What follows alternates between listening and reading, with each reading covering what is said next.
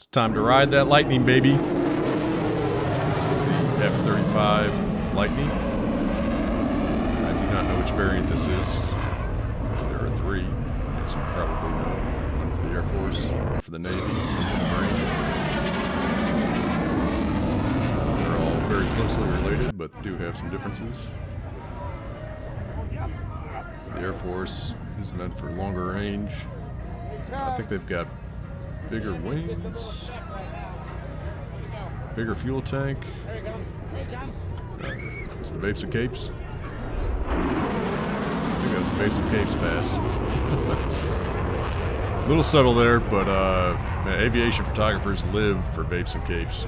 And you get some air condensation and water condensation, kind of, I can't explain the physics of it, but something along those lines. Compresses the air with a certain amount of water moisture. And the photographers actually love kind of cloudy air shows better because there's more moisture in the air and you'll get that effect more often. But as I was saying, yeah, there's three variants on the F-35. That poor girl.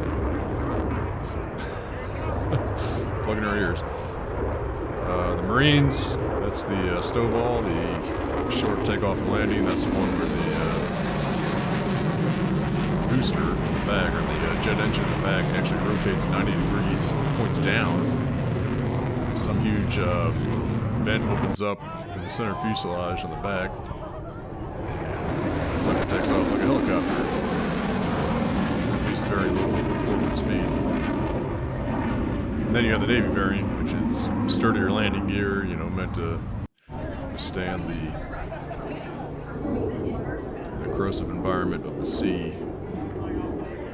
This was cool, of course. It is the competitor's plane, but it is a pretty aircraft. And this was by far the best single performance of the day, solo performance. Yeah, just glides through the air.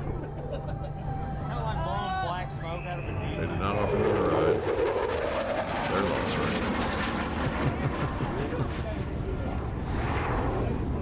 I don't know about that plane, and obviously it's big time over budget. Has been.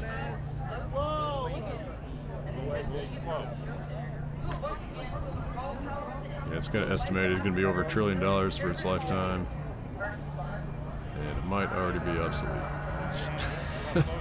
That's the kicker. Oh, here's a low-speed pass. So this is probably the plane flying as slow as it possibly can without falling out of the sky. I assure you, the computer is 100% in control right now. I've seen the F-18 do this in previous air shows. I think they say it's going like 80 miles an hour. That sounds really slow, though. That can't be right. I forget how slow it's going. I mean, compare that to, you know, how fast it's been zipping by already. And of course, it's still flying sub-Mach. It's moving pretty good there. I'm not sure what the top speed for the F-35 is. I'm sure it's supersonic.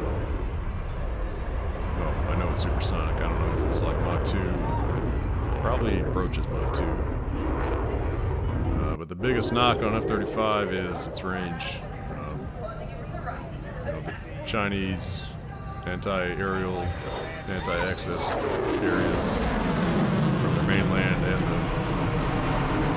the islands they're building in the middle of the South China Sea. You know, their radars, anti-air assets are only getting better and better, and they're effectively pushing the engagement zone further and further out to sea, and